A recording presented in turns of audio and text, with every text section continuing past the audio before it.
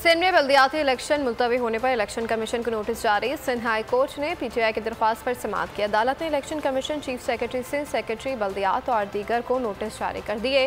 फ़रक़ीन से 1 सितंबर को जवाब तलब। खुर्रम शेख ज़मान और MPA राजा असर ने कराची में बल्दियाती इंतखाबात मुलतवी करने से मुतालिक इलेक्शन कमीशन के फैसले के खिलाफ सिंध हाई कोर्ट में दरख्वास्त दायर की थी। एडवोकेट वहाब बलोच ने मौक़िफ़ इख्तियार किया कि इलेक्शन कमीशन ने सिर्फ एक फरीक को सुनने के बाद कराची, हैदराबाद और सखर डिवीजन में बल्दियाती इंतखाबात मुलतवी किए।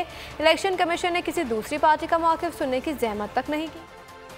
सिंध में बल्दियाती इलेक्शन मुलतवी होने पर इलेक्शन कमीशन को नोटिस जारी। सिंध हाई कोर्ट ने पीटीआई की दरख्वास्त पर समाअत की। अदालत ने election commission, chief secretary, Sindh secretary बल्दियात और दीगर को नोटिस जारी कर दिए। फ़रक़ीन से 1 सितंबर को जवाब तलब। खुर्रम शेख ज़मान और MPA राजा असर ने कराची में बल्दियाती इंतखाबात मुलतवी करने से मुतालिक इलेक्शन कमीशन के फैसले के खिलाफ सिंध हाई कोर्ट में दरख्वास्त दायर की थी। एडवोकेट वहाब बलोच ने मौक़िफ़ इख्तियार किया कि इलेक्शन कमीशन ने सिर्फ एक फरीक को सुनने के बाद कराची, हैदराबाद और सखर डिवीजन में बल्दियाती इंतखाबात मुलतवी किए। इलेक्शन कमीशन ने किसी दूसरी पार्टी का मौक़िफ़ सुनने की ज़हमत तक नहीं की। मैं हूं जैस्मिन मंजूर और आप मुझे देखेंगे सिर्फ बोल पर।